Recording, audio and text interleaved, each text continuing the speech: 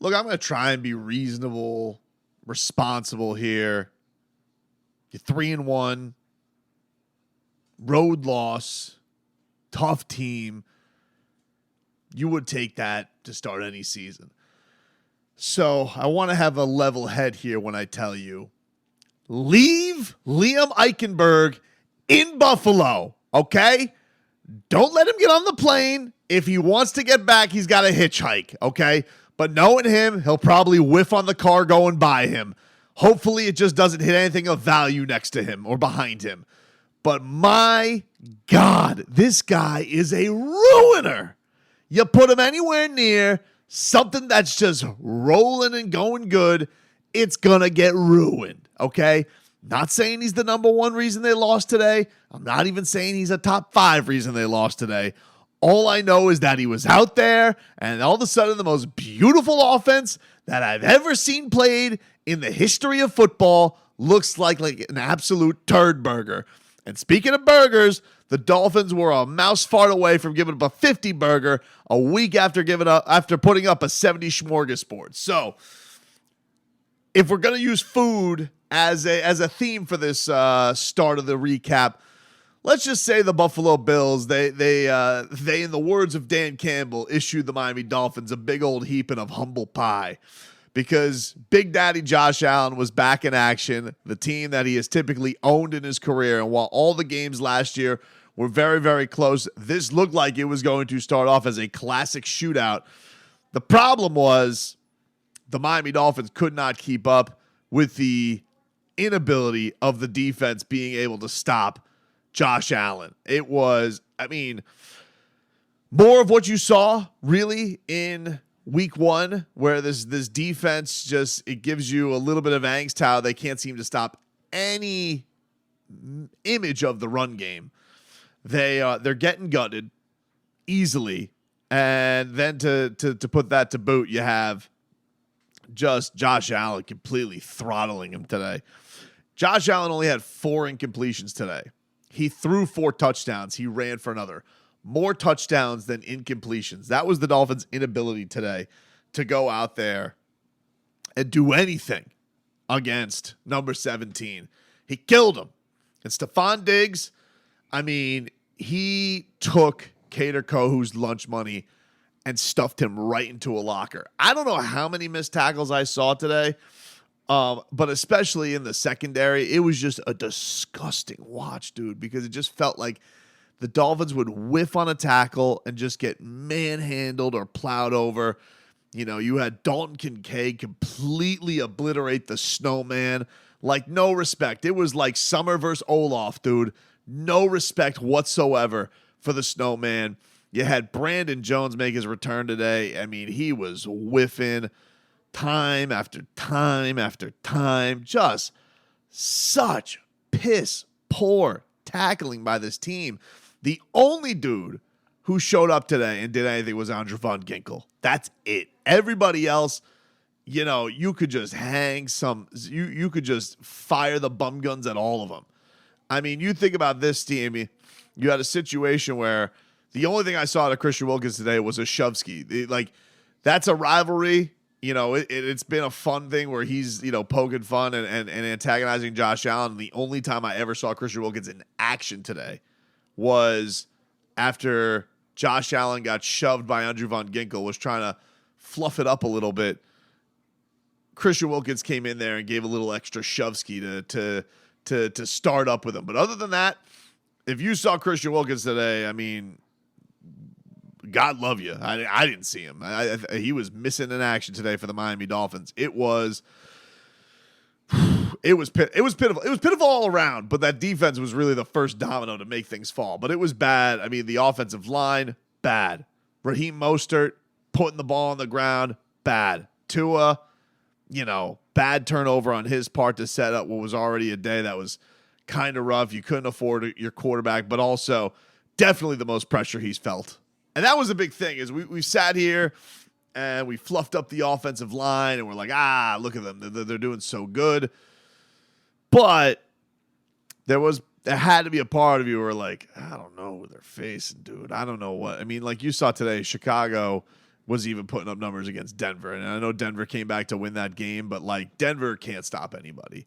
Los Angeles, they got some names on there, but this Bills team has looked ferocious all season. Their offense has looked basically unstoppable since week 1.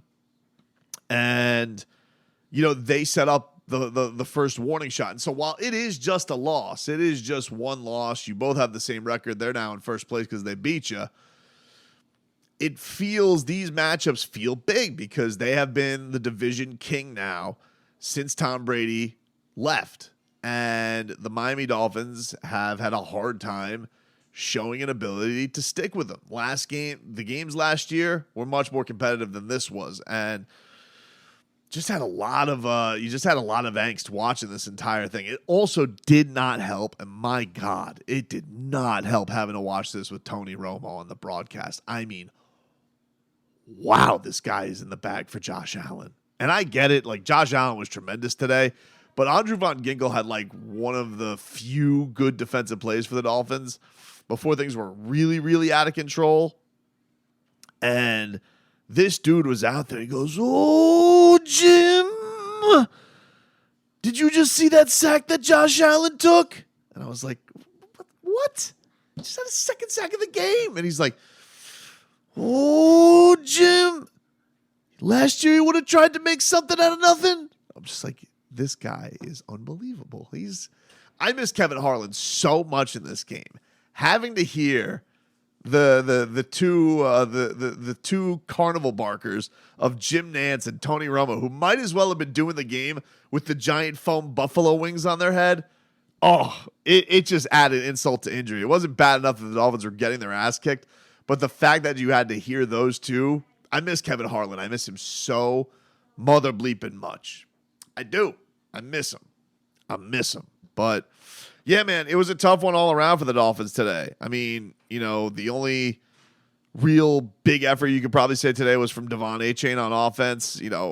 8 carries. He had a big-time run when the game was kind of out of hand, but he also had 2 touchdowns. So he's continued his sensational start, but the rhythm and the timing of this team was really taken off. And that front line of Buffalo and then the monsters they have up front, Ed Oliver, Greg Rousseau, it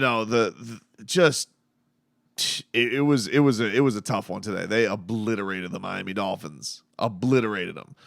And, I guess on the positive side of things, you're like, hey, everybody was 1-2 at jiu-jitsu. Kenny taking ass kicking. I guess now we know. I mean, he seemed like he took some of those hits better, but it was, it doesn't make you feel great about where Miami's at right now. And to add injury to insult, Teron Armstead also went down with what looked like a very, very bad injury. And knowing his timeline, I would imagine that means he's going to be out for a little bit. You can't have a lot of faith that he's going to be out there just because it's Teron Armstead. So this was full of a lot of bad, man. It was full of a lot of bad. And Miami had been doing such a great job of being able to withstand the injuries, but this one was like too much. And Kader Kohou, who's, came out of nowhere, has had just a marvelous Dolphins career so far. This was, far and away his most, he got absolutely cooked today, whether it was penalties, missing tackles, getting roasty toasted. The one play where Stephon Diggs basically, Kader Kohou had him. They break the tackle because Kohou gets plastered into Brandon Jones, and he just went down, and they went up 2 touchdowns. That's really where it was over, because the next possession, the Dolphins get the ball. Raheem Mostert, he puts it on the ground. They lost it, and you're just like, They end up taking that, turning it into a field goal. They go up 3 scores. There was really no looking back for the Buffalo after that. And, they ended up having a gutsy drive coming out of halftime. And I thought that one was good because, Tua, you lose Teron Armstead on that drive. and you were definitely suffering. I think the Dolphins were dealing with some adversity, but they still were able to get, big plays by Devon Achane. They were taking a big play by Tyreek Hill on an end around. Tua had a beautiful pass to Jalen Waddle. Tua then ended up getting a scramble at one point and then found Braxton Berrios in the end zone wide open. Beautiful play by Tua. That brought you to within 11 because the Dolphins went for 2. Getting wacky. But that was broken up, and that was like as close as Miami would make it from there. Buffalo would answer, and they would go up 2 touchdowns, making a drive where they get to a field goal. That was the drive where Andrew Von Ginkel got a sack, and somehow Tony Romo decided to slobber all over Josh Allen.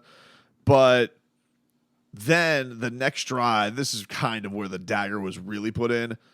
You got a bad snap from Eichenberg. Tua's chased out of the pocket, going all over the place. Next play, Tua overthrows Robbie Chosen out of his reach. It's picked off, and tough, man. It was really tough from then on out. You had Josh Allen finding Diggs again, beating Cater Kohu for a touchdown. And Josh Allen was just toying with the Dolphins, just doing whatever the hell he wanted to in this game. So really, really badass kicking in this one. Obviously, I don't know what Mike McDaniel's saying. I'm doing this right as the game closes. So if anything of interest is of interest, I'll throw something out there afterwards. But the Dolphins got humbled. They got humbled in this one by their division rival. A lot of people are going to go out here. They're going to call the Dolphins frauds. I don't know. I mean, this is one of those ones where it's kind of tough to say because I think we knew a couple of things. I think we knew that this Dolphins defense was a little bit suspect. And Fangs, dude, I mean, look, man, you pay all that money for this guru to come in here and fix things. And, I've said, you like the names. You do. You like Bradley Chubb. You like Christian Wilkins, Zach Sealer.